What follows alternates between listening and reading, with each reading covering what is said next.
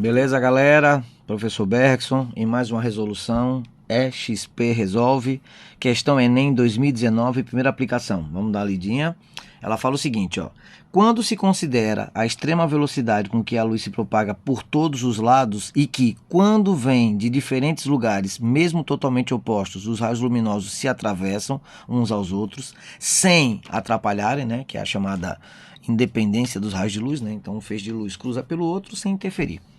Compreende-se que, quando vemos um objeto luminoso, isso não poderia ocorrer pelo transporte de uma matéria que venha do objeto até nós, como uma flecha ou bola atravessa o ar, pois certamente isso repugna bastante a essas duas propriedades da luz, principalmente a última. O texto contesta que concepções acerca do comportamento da... o texto contesta que concepções acerca do comportamento da luz. Então, na verdade, ele está aqui, né, a primeira parte do texto, ele está se referindo a coisas que são observáveis, né? Então, a gente sabe que, primeiro, a luz que é emitida por uma fonte luminosa, né? Se você tiver uma fonte luminosa qualquer,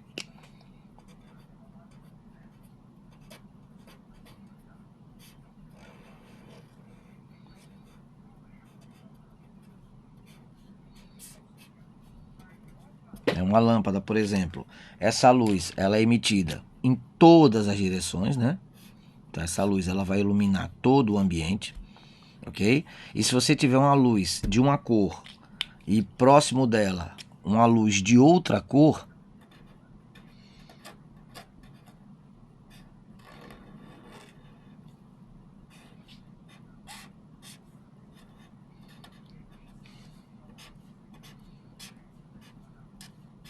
né? Essas cores, né? Essas luzes, como a gente diz, elas vão, né, se misturar umas às outras, provocando até uma mudança na tonalidade, mas assim, os feixes de luz se propagam como se um não dependesse do outro.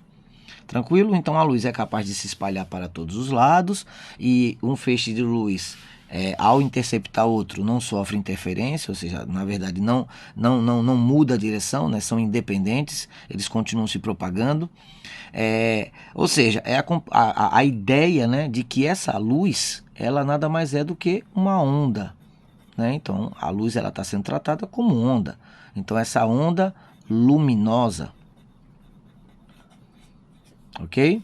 Então esse caráter ondulatório,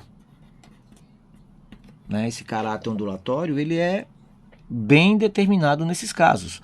A luz uma passa pela outra sem provocar, né, de forma independente. Você tem um feixe de luz verde se propagando e um feixe de luz azul se propagando. Esses feixes, um vai passar pelo outro, né? Antes vermelho, depois vermelho, antes verde, depois verde, e aqui no meio você teria o que? A sobreposição, tá? Mas eles são independentes.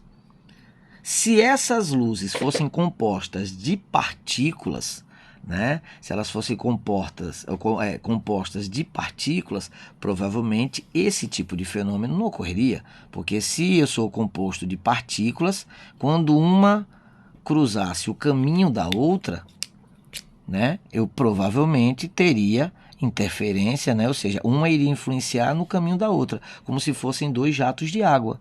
A água é diferente. Se você jogar um jato de água, né, de um lado e jogar outro jato de água no local em que eles se interceptarem, você vai ter o quê? Uma mistura desses jatos, uma desorganização no caminho deles. Então a gente tem o quê? Um influenciando o percurso do outro. Então aqui é a ideia de onda e aqui é a ideia de partícula. Então o texto ele aborda, né, no primeiro momento, todas as características que levam a gente a crer de que a luz, na verdade, é onda e não partícula. Ok? Aí o que é que ele vem dizendo aqui?